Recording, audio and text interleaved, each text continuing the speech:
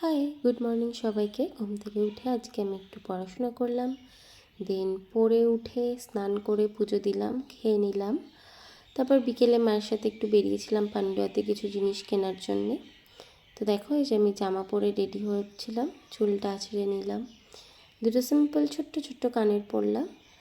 দেন আমি মুখে একটু অ্যালোভেরা জেল লাগিয়ে নিলাম। আমি অ্যালোভেরা জেলটাই লাগাই, মুখে অন্য কিছু মাখি না, কারণ আমার সেন্সিটিভ স্কিন, মুখে র্যাশ উঠে যায় অন্য কিছু মাখলে। দিয়ে লিপস্টিক পরছিলাম, দেন একটু স্লো মোশন ভিডিও বানানোর চেষ্টা করলাম আর কি।